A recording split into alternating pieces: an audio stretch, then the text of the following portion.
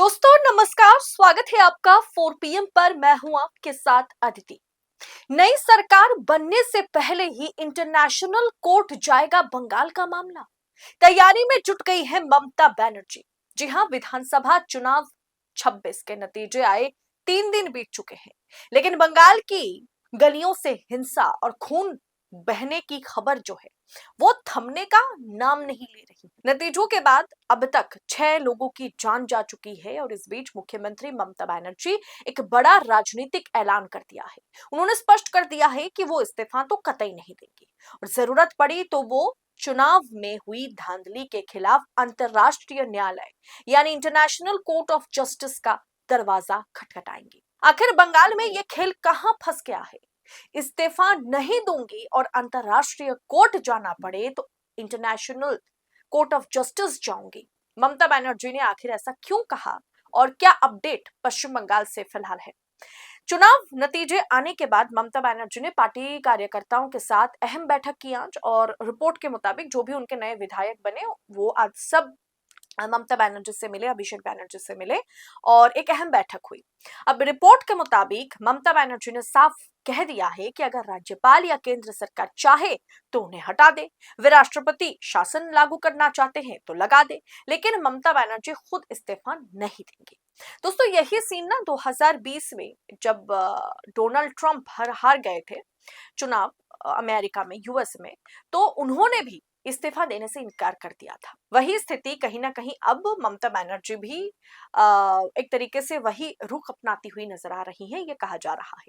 दरअसल ममता बनर्जी ने आरोप लगाया कि इस चुनाव में बड़े स्तर पर धांधली हुई है और वे इसके खिलाफ सुप्रीम कोर्ट से लेकर के अगर सुप्रीम कोर्ट में उसे इंसाफ नहीं मिलता है तो वो इंटरनेशनल कोर्ट ऑफ जस्टिस तक जाने के लिए तैयारी कर रही है। साथ ही उन्होंने पार्टी के भीतर मौजूद विभीषणों का, जो पार्टी में रहकर भाजपा के लिए काम कर चुके हैं, काम करते हैं, या जितने भी गद्दार हैं, उनकी एक पूरी की पूरी लिस्ट तैयार करने के निर्देश दिए हैं।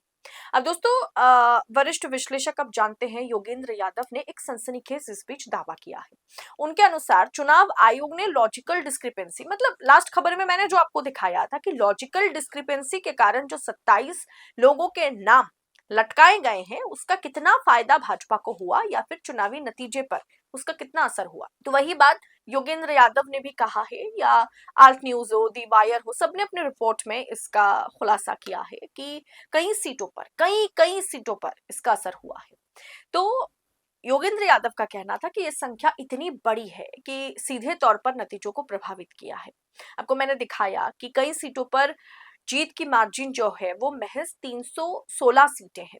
316 सीटें नहीं, 316 वोट है। मतलब 316 वोटों के अंतर से कई जगह पर लोग चुनाव जीत गए, जहां लॉजिकल डिस्क्रिपेंसी में करीब करीब 15,000 14,000 लोग वोट नहीं कर पाए। दोस्तों इसीलिए उन्होंने संकेत दिया है कि कपिल सिब्बल और अन्य जो कानूनी विशेषज्ञ हैं वो इस मामले को लेकर के सुप्रीम कोर्ट जाएंगे और मामला सुप्रीम कोर्ट पहुंच भी गया है। लेकिन इधर ममता बनर्जी कह रही हैं कि अगर हमें सुप्रीम कोर्ट में जस्टिस नहीं मिलता है तो हम इंटरनेशनल कोर्ट ऑफ जस्टिस जाएंगे। दोस्तों इधर बंगाल की स्थिति बहुत ज्यादा खराब है। टीएमसी के लगभग सभी पार्टी ऑफिस पर हमले हो रहे हैं, तोड़फोड़ मचाया जा रहा है, भगवा झंडा लेकर के, बीजेपी का झंडा लेकर के मस्जिदों को, कहीं ना कहीं मस्जिदों पर हमला किया जा रहा है। जलपाईगुड़ी से एक ऐसी खबर, ऐसी तस्वीर सामने आई है जहां जो माइक लगे हुए होते हैं उसे तोड़ा जा रहा है।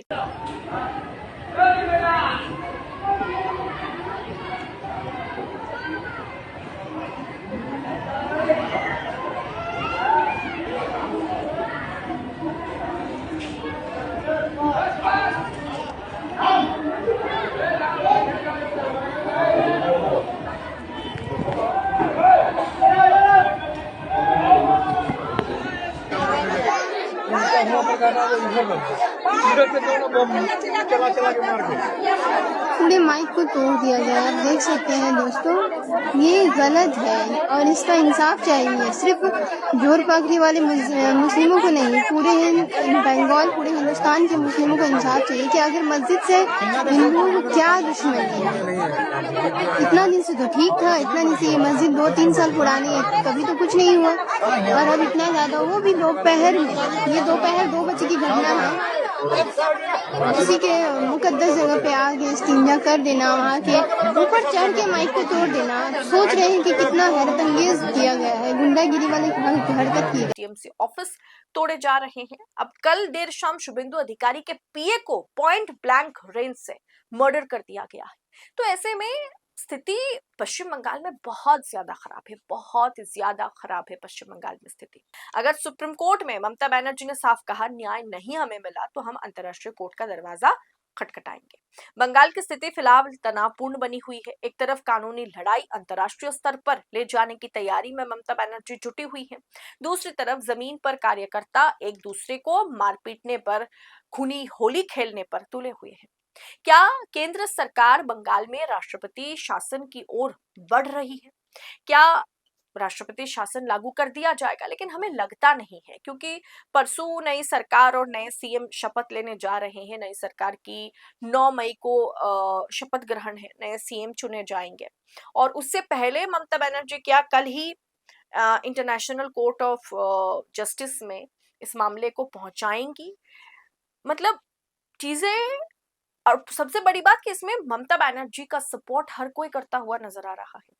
कांग्रेस खुलकर के सपोर्ट कर रही है। अखिलेश यादव ममता बनर्जी से मिलने आज ममता बनर्जी के घर पहुंच गए हैं कालीघाट, और वो इस मामले में ममता बनर्जी का समर्थन कर रहे हैं।